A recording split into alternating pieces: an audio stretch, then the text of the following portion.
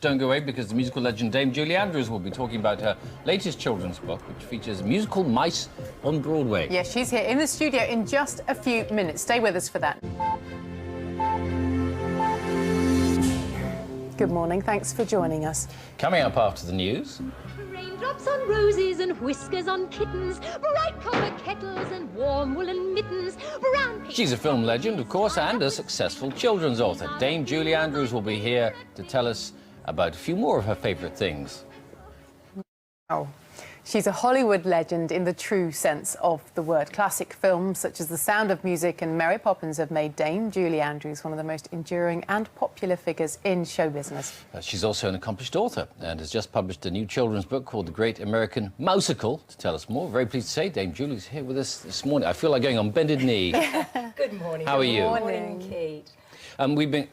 We've been a bit naughty because we've been playing clips from The Sound of Music all morning, because that's one of their favourite things. You must get really fed up with it. Too. Do you really? Do you not get fed up with it after that time? No, not when a film like that is so beautifully made and it's given so many people, including me, so much pleasure. And still, it just never wears off, does it, really? It doesn't seem to, and isn't that wonderful? Yes, because so many adult films do come and go, but this one seems to stick around, and I couldn't be happier. Why do you think that is? Well, first of all, it is a film for all ages, and you can take each generation to it. And I think that's probably the main secret. But it's full of joy. It's about love. It's about family. It's got all that beautiful scenery and a lot of other good things tucked in as well. So it's probably no wonder that it's done so well. And it's now in a souvenir edition with a special DVD. Wonderful and you DVD, and yeah. Christopher Plummer talked together. You became good friends, didn't you? Oh, we've been very good friends. We've worked together since, too, and so we've stayed friends over the years, and he's a dear. Now, we also said you've been a prolific writer over the past, what, 30 years? Over 30 years now, Yeah. I think, Kate, yes. And I enjoy it enormously. And in the United States, I have a small publishing imprint, which is under the HarperCollins banner. But over here, I've had 2 books published many, many years ago. But this is the first book in probably about 30 years that's come over to England, and I'm hoping it's the first of the rest of the collection. We're going to ask you to read a little bit from it later, but tell us how you got into the writing in the first place. I really fell into it by accident, Bill. I was working on a movie with my husband, Blake, and all our children had been sort of pooled for the summer, and we were traveling all over Europe. Kids got into a terrible, messy condition. I mean, everything was all over the place. Nobody would pick up their laundry. Nobody would brush their teeth. It was crazy. Anyway, I devised a game to get them to do all those things, and I was invited to play the game as well. Needless to say, I was the first person to lose the game, and I asked what my forfeit should be, because everybody was going to pay a forfeit of some kind. And my eldest stepdaughter said, "Write me a story," and it's as simple as that. And I thought I'd write a couple of pages, and then I thought, no, she's a new stepdaughter, and maybe I could bond a little bit with her. And a couple of years later, after a lot of hard work, I gave her my first book. So, And that went down very well. Well, at the time it did, and publishers seemed to want it, and I've just been writing ever since. I loved the process so much that I found I got rather lonely when I'd finished that book and wanted to write another. So this is The Great American Mousical. Yes. Which is set on Broadway. Or it is. beneath Broadway. Almost, beneath the boards of Broadway, yes.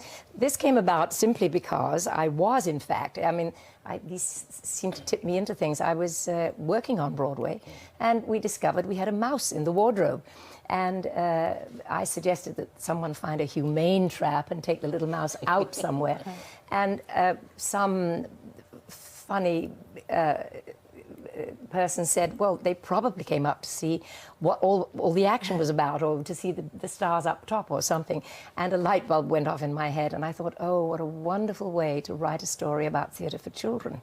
And so my mice put on their own shows beneath the boards of Broadway, and they're putting on their big benefit production, and the wrecking ball threatens the theatre, and their diva goes missing, as they say, and will she make it in time for the big production? But it's a wonderful chance for children to learn a little bit about what all the words mean in the theatre, what it's all about. Yes, because a lot of the characters have names that will be familiar to many. Well, to people who are real theatre aficionados, yes, because every character is named after a character in a musical, in one of the great Broadway musicals or the English musicals, yes. So there's something for grown-ups as well as children. I wonder if you'd do us the honour of just reading the opening paragraph, if you'd be so I'd be kind. happy to, if you can bear with me for a second. Absolutely. Put my glasses on, Kate.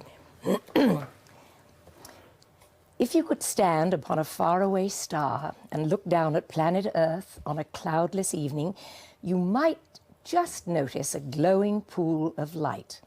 And chances are that glow would be New York City.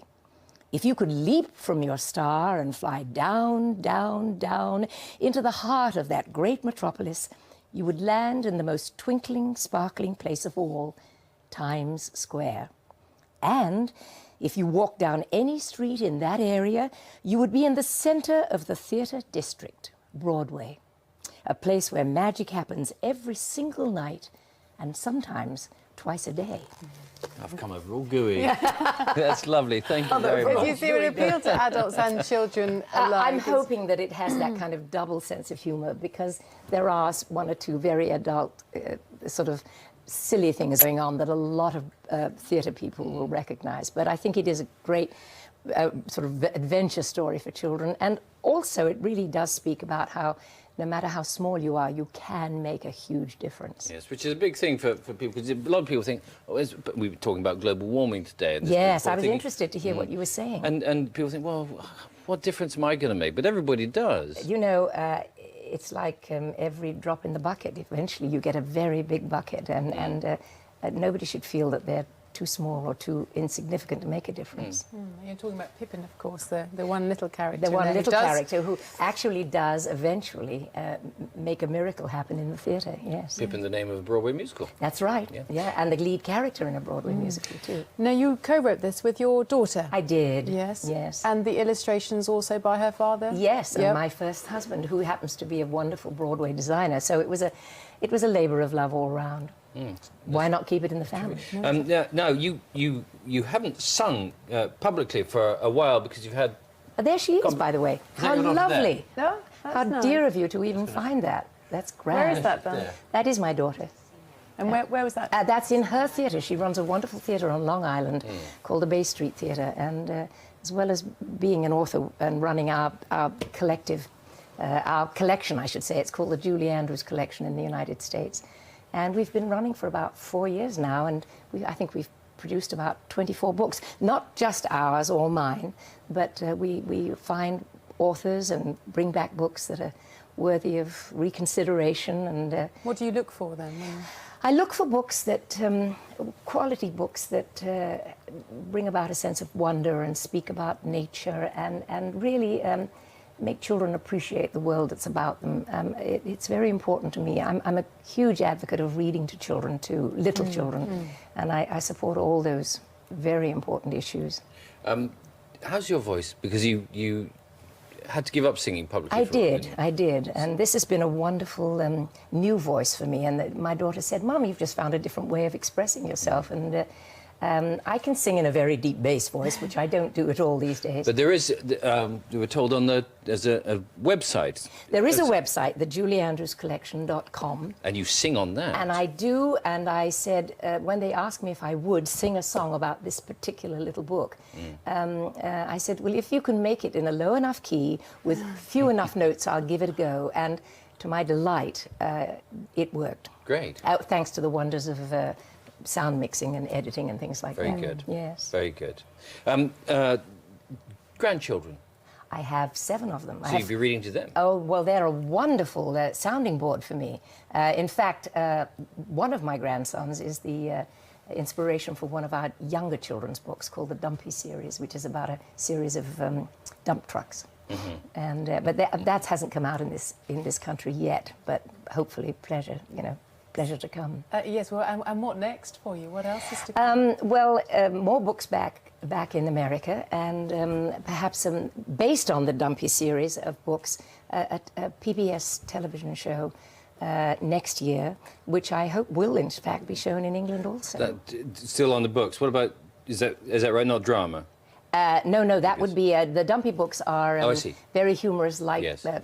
But what about for you children. acting? And when... Well, I would probably be hosting this program for children next year.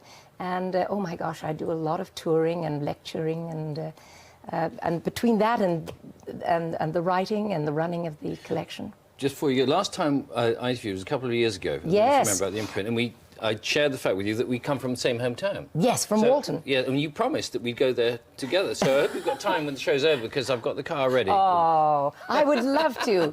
Maybe we can go and have a quick drink at the local or something. Absolutely. All right, Bill. Dame Julie, it's lovely to see you. Thanks Lovely very to much. see you. Thanks, Thank Kate, you so so much for much. coming in. Thank you. Well, I wish we did. We've got a packed show for you today to kick off your Monday morning. Coming up, a woman who really is practically perfect in every way. The hills are alive with the sound of music, with songs they have sung for 1,000 years. Oh, she is top of our list of favourite things. The fabulous Hollywood superstar Dame Julie Andrews is here. That's her, live, walking down our corridor, right now into our studio. Good morning, Dame Julie. Looking great, looking great. She'll be here in a matter of seconds. She'll be coming through those double doors in a minute. Now, though, she is the magical nanny adored by thousands of children around the world, and generations of children too, from Mary Poppins to the toe-tapping country girl in Thoroughly Modern Millie, and now a dame. But Julie Andrews' finest moment has to be the singing nun who stole the heart of a captain and his 7 children. How do you solve a problem like Maria? How do you catch a cloud and pin it down? How do you find a word that means Maria? A flippity-gibbet, a will-o'-the-wisp, a clown. I have confidence in confidence alone. Why do you stare at me that way? Well, you don't look at all like a sea captain, sir. I'm afraid you don't look very much like a governess. A deer, a female deer, red, a drop of golden sun. A name I call myself, When the dog bites, when the bee stings, when I'm feeling sad, simply remember my favorite things, and then I don't feel so bad. You watch that and none of us can help just beaming. Well, you were singing just now. Accidentally, I forgot you were sitting there. How can you forget? But that, for us as viewers and as film goers, is something that is so remarkable and so important in our generation. It was for me too. Is It's it? a Well, I was gonna great say. pleasure to have been a part of it. And how lucky can anybody get to be asked to be a part of it? You know? Well, absolutely. I mean, Yeah. it just hit us all for 6. And now, well, I know you obviously haven't been here, but we've been opening the new Sound of Music. I've here in heard, I've London. been hearing all about it, and I hear Yes. that Connie's going to be wonderful, and I'm sure she will. What a At wonderful the Palladium, opportunity. of course, which is a theatre that holds great Memories for memories me, for you. yes, yes. Were you first there? I was there when I was about 17 or 18. I think I was doing Cinderella pantomime there once. Yeah, and I loved it. When you the Did you do My youngest? Fair Lady there? Sorry, No, we did Fair Lady at Drury Lane. Yeah. beg your pardon. When were you? Because I thought that you were the youngest ever Royal Variety performance. Well, thanks for reminding me. Do you know what? In 1975, we're talking. No, bless your heart. No, the first Royal, I think, performance was done at the Coliseum for me. Right. And then subsequently there was one, you're right, at the Palladium. Yeah. And what were your first nights like? All the very and varied first nights that you've had throughout your career. What are you like? I think as you get older, they become more important, more frightening, because when you're very young, as I was when I started, you don't have any... You haven't really set any standards, and then of course you have to keep trying to... You become aware that you must better yourself, that you've got to improve, that you want to be as good as possible. So it matters more. And I think the Fair Lady opening night at the Drury Lane was one of the most terrifying. In front of my own country, you know, coming back from the United States. That was scary. And what a show. And Rex Harrison too. Yes, I'll say. Yeah, was he scary? Because there are conflicting reports that he could have been over the tartar. How can I describe him? He was so good that, you know, if someone can really cut the mustard, as they say, you forgive them everything. And he was difficult, but so charismatic, and I learned so much from him. And actually, eventually, after playing it for almost 3 years, 3.5 years, we got to be good friends. Yeah, And 3.5 years. Wow. and as far as first nights are concerned, then in that case, it's sort of less sort of dramas for you, concern the nerves, but not someone threatening to close your theatre down, not someone losing your leading lady on the opening night. No, Thank you. What a wonderful segue. it's a traumatic opening night for these poor mice. I know. Well, will they make it or won't they? I mean, it's the classic showbiz story, but it's just set in mouse, as they say, and it's about a troupe of mice who live beneath the boards of a very old and famous Broadway theatre, and they're putting on their own production. And you say at the beginning of the book here that for our fellow theatre animals with love. Now, I'm assuming that these animals are actually people animals. People, they know who they are. Yes. You haven't come across any mice whilst you were performing? Actually, not well. Well, actually, the inspiration for this book came from a single mouse while I was doing Victor Victoria on Broadway, and as a musical. And there was a mouse found in the wardrobe department, and I suggested that they put that little creature in a humane trap, not a one that was going to kill it, and take it out somewhere.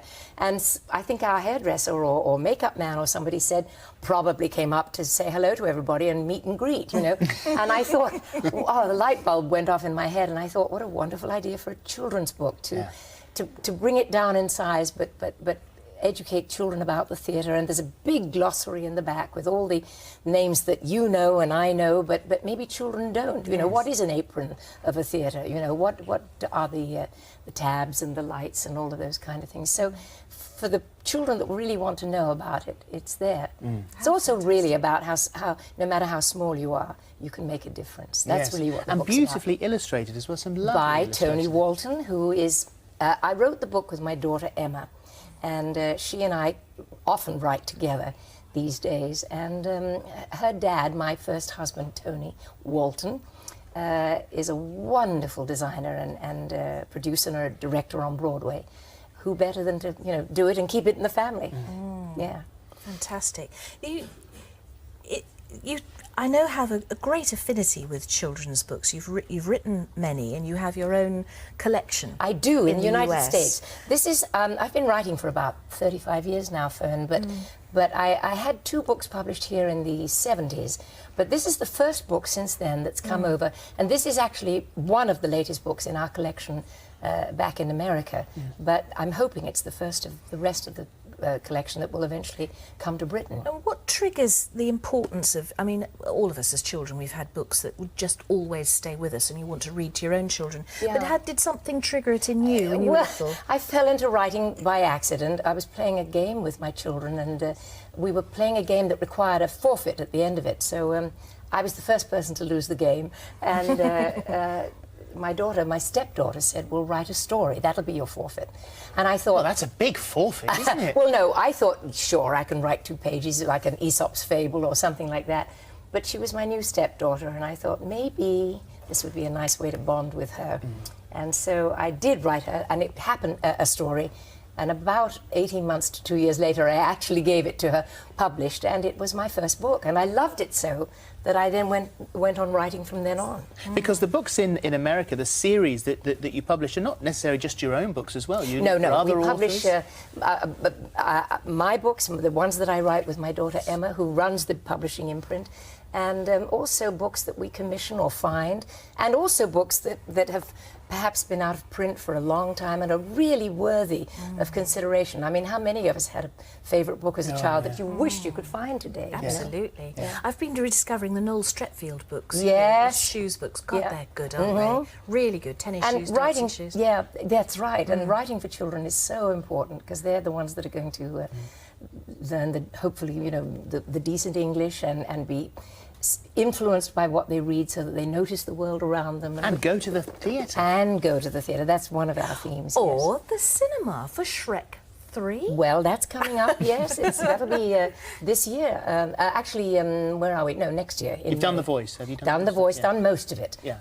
I think I've still got a little bit left to do. And January looks to be a very big celebration. Is it the 28th that you get your Lifetime Achievement Award from the Screen Actors Guild? Yes, it is. And that's a tremendous honour for me. Yeah, To be honoured by one's peers in the United States. I mean, I was very amazed when they offered well, congratulations to give it to me. Wow, how lovely.